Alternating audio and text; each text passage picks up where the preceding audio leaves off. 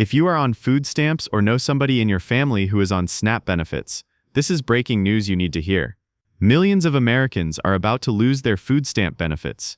Even worse, some states are actually threatening to eliminate the program altogether because they say they cannot afford the new restrictions placed on them. And the scariest part? Many people don't even realize their benefits are about to disappear. Seniors, veterans, families with kids, this change could impact them all. For more than 6 decades, the federal government has fully funded the money that goes on to EBT cards for SNAP. States only covered some of the administrative costs, but under recent changes in law, that's no longer the case. Now states are being asked to take on billions of dollars in new costs that they weren't prepared for. And unlike the federal government, which can borrow money when it runs out, states are required by law to balance their budgets. That means every extra dollar spent on SNAP has to be taken away from something else, or the program gets cut. This is why you're hearing governors and state officials sound the alarm.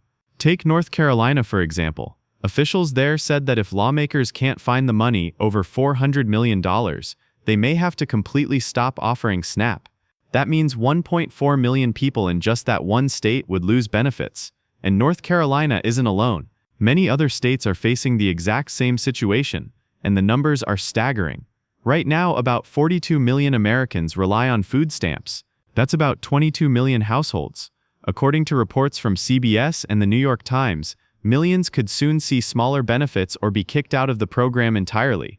Policy experts estimate about 2.4 million people could lose access right away, and many more would see their benefits cut back. And all of this is happening at the same time. Grocery prices are rising, and poverty rates are ticking upward. Anti-hunger groups are warning that these cuts will push food insecurity to new highs. SNAP is one of the most effective safety nets we have. It lifted over 3 million people out of poverty last year alone. Taking that away, or cutting it deeply, will have devastating effects on families, seniors, and children. Now here's where things get even more concerning. The administration has announced it will stop publishing the annual hunger report. That report has been one of the main ways we track how many Americans are struggling to put food on the table. Without it, there's no official record of how hunger increases after these cuts.